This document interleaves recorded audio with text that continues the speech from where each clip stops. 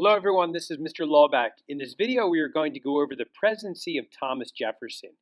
Now Thomas Jefferson obviously did a lot of very notable stuff throughout his life, but we are only going to focus on him as the president in this video. So what will we cover? The election of 1800, John Marshall as Chief Justice of the Supreme Court, Jefferson's accomplishments as President of the United States, the Louisiana Purchase, and the Lewis and Clark expedition, the Tripoli War, also known as the Barbary War, the Leopard Chesapeake incident, and the Embargo Act of 1807. So in the election of 1800, the Federalists lost control of both the legislative branch and the executive branch. Thomas Jefferson ended up defeating John Adams, but due to the calculations and the procedures of the Electoral College, there is a tie between Thomas Jefferson and Aaron Burr. The House of Reps settled the tie, and Thomas Jefferson was the president, and Aaron Burr became Jefferson's vice president. For his second term in 1804, Jefferson won re-election by an overwhelming margin, receiving all but 14 of the 176 electoral votes. Jefferson was the first Democratic-Republican president of the United States. The election of 1800 became known as the Revolution of 1800 because it was the first peaceful transfer of power under the Constitution. That power going from a majority Federalist to a majority Democrat-Republican. In Jefferson's first inaugural address, he tried to promote unity when he famously said, "We are all Republicans, we are all Federalists." Now, what were some of the significant topics of the election of 1800? The power of the federal government, whether or not tariffs were a good thing, and U.S. international involvement, particularly in the British and French ongoing wars, which became known as the Napoleonic Wars. So before we talk more about Jefferson, let's talk about one of Jefferson's professional nemesis by the name of John Marshall, who was appointed to be the Chief Justice of the Supreme Court by John Adams. Marshall was probably the most significant Chief Justice in the history of the United States. Many of his rulings increased the power of the federal government. While there were many notable rulings, let's go over a couple that happened around the time Jefferson was president.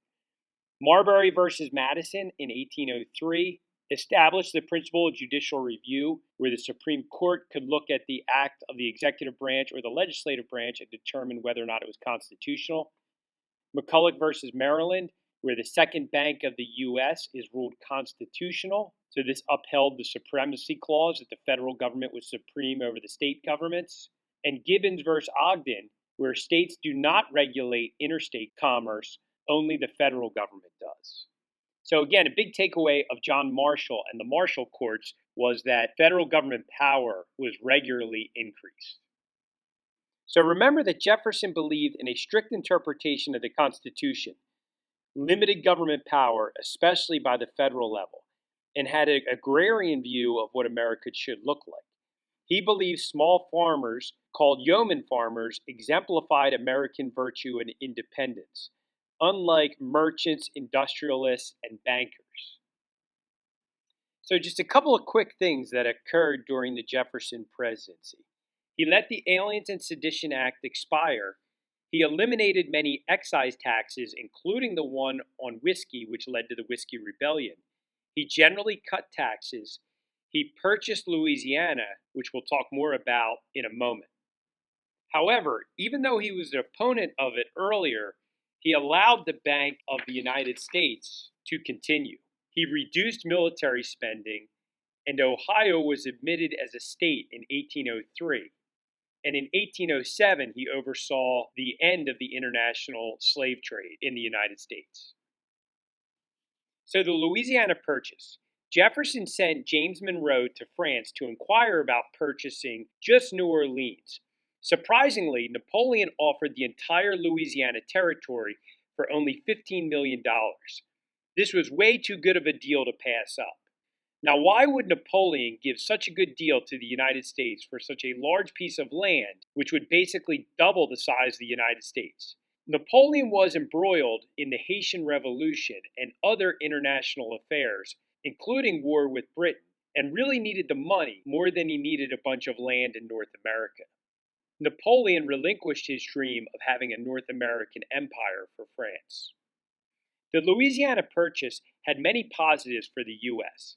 It would provide a bunch of land for farmers that would fit Jefferson's agrarian view. It gave the U.S. complete access to the Mississippi River, and as a bonus, France would be out of North America. The predicament for Jefferson was that the Louisiana Purchase was against his strict constructionist view, as there was nowhere in the Constitution that allowed for the purchase of such substantial amounts of land by a president. So after discussion with his advisors, Jefferson ended up pushing the purchase as a treaty which was approved by the Senate.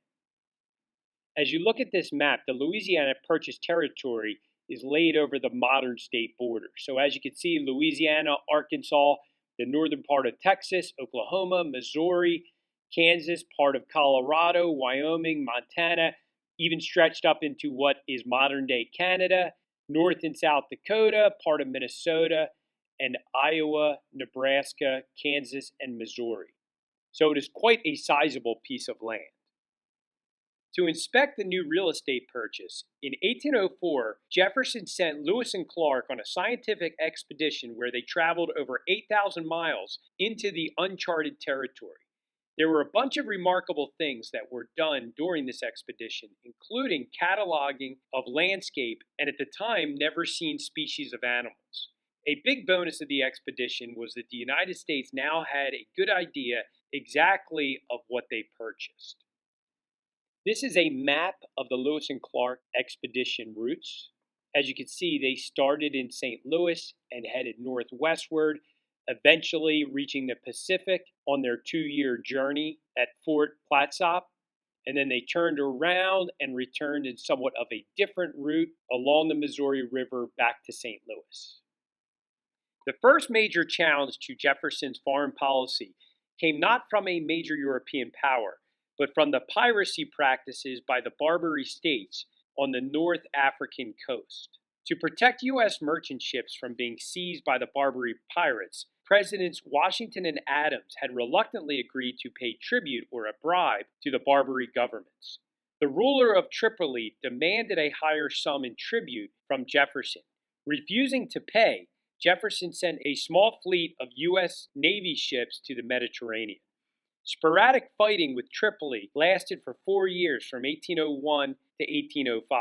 Although the American Navy did not achieve a decisive victory, it did gain some respect and also offered a measure of protection to U.S. vessels trading in the Mediterranean waters.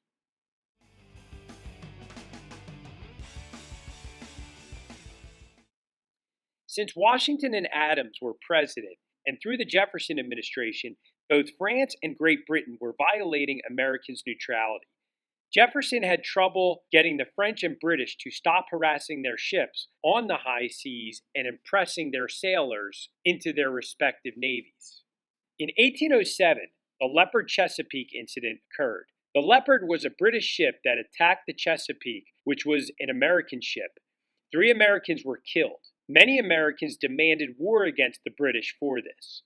Although an ardent supporter of France, Thomas Jefferson maintained George Washington's stance of neutrality.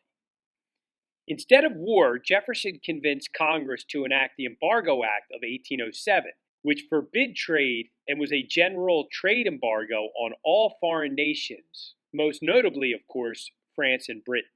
However, the embargo had more negative effects on the U.S. economy than either the French or British economies. Many American merchants bypassed the act by smuggling trade with France and Great Britain. The Embargo Act ended up being an economic and diplomatic disaster for the United States. In March of 1809, Congress repealed the Embargo Act. Jefferson signed the repeal shortly before he left office. Now, what are some big takeaways from the Jefferson administration? Jefferson and Democratic Republicans took control away from the Federalist Party and would keep control for several ensuing presidents. So the Democratic Republicans would dominate politics for a good amount of time. Jefferson was viewed as more of a common man president than his predecessors, Washington and Adams.